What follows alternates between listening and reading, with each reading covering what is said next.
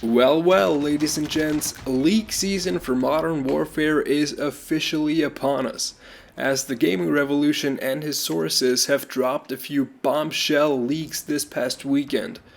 So, what does that all mean for launch, and why does it leave me a little bit worried? Let's talk about all that coming up after the intro.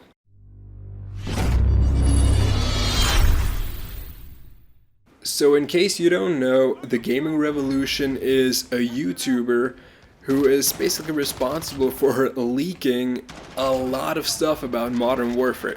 Like, seriously, a lot of stuff. So, he definitely has an inside source within Infinity Ward or Activision, if not several inside sources. And this past weekend, he was at work again, as he was doing a Q&A of sorts together with his source, and they were talking about all kinds of stuff like seasons and camos, and lots of people are already discussing this stuff, and I just want to add my own 2 cents to all of that. And the thing I want to focus on is actually the thing that worries me the most, and that's the launch content. To be precise, the launch maps. In my review of the beta, I was talking about how one of the most important things for Infinity Ward to get right was launch content. And launch content for MP, of course, being maps and guns. From what we've seen and heard, the gun side should be okay with about 40 guns rumored for launch. But judging by these leaks we've just gotten this past weekend, the map side of things honestly doesn't look too promising. So here's the thing, this one person asked how many maps will there be, not including ground war maps or night maps. And the Gaming Revolution responded, so mini update, everything below will be at launch. 3 ground war maps, 7 gunfight maps, 10 normal maps including Anya. So that's, I repeat, 3 ground war, 7 gunfight, 10 normal. 20 maps in total at launch. 20 maps at launch sounds absolutely fantastic, but it is seemingly the splitting up of maps that, by the way, I was afraid of. It is that split of maps that might actually end up being a bit of a problem. Now let's take me as an example. When the game comes out, the game modes that I will be playing are Standard 6v6 and Ground War. So that leaves me with 13 maps to play. I know ground war maps are pretty massive maps, but for now we'll just ignore that fact. So it'll leave me with 13 maps to play out of 20. It also leaves me with 7 maps that most likely I will not be playing. So let's take someone else for example. Let's say we have someone who didn't enjoy gunfight, who didn't enjoy ground war, and this guy wants to stick with regular 6v6 Call of Duty gameplay.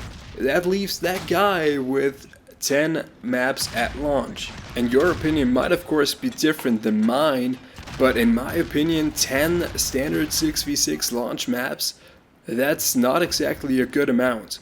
And sure, DLC is of course in the works and it will be coming. And it will be free this year, thank God. But when will this DLC be coming? We don't know.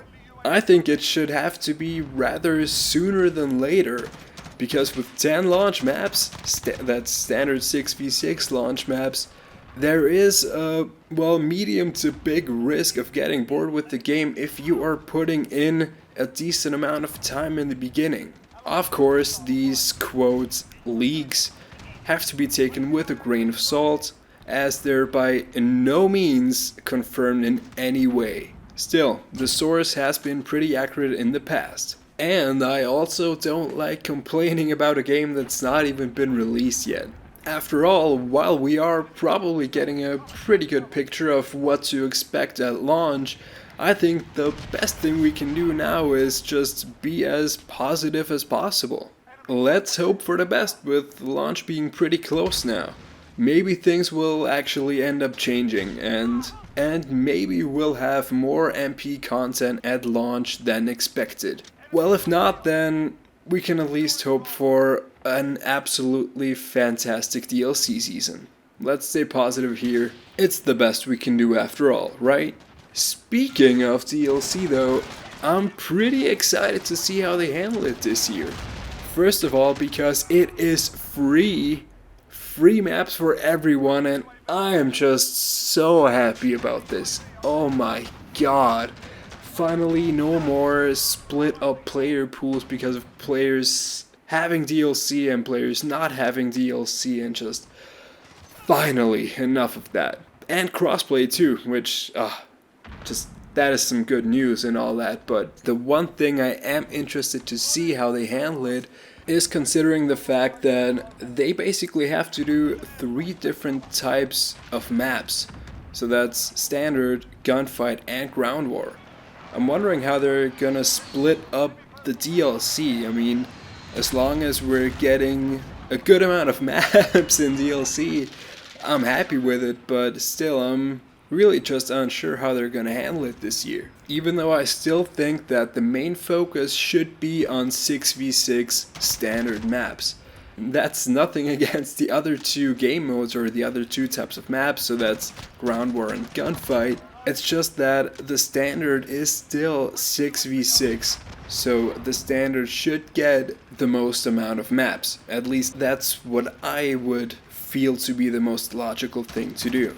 Also, the Gaming Revolution has hinted at the fact that remakes are already in the works, which was to be expected of course, but I think that is just perfect for the free map DLC system that they have in place. And with that said, I'm pretty sure we're gonna end up seeing Terminal back. Just saying. And with that, I think we're at a pretty good spot to wrap this video up. Within the Gaming Revolution's Q&A, there was a lot more stuff that was mentioned, so if you're interested in that, I will leave the link to the Gaming Revolution's Twitter in the description. In the description you'll also find a link to my other video I did, which is a beta review for Modern Warfare. I posted that last week. If you're interested, please go ahead and watch that. And with that, thanks very much for watching this video. If you enjoyed it, then please be so kind and leave a like rating.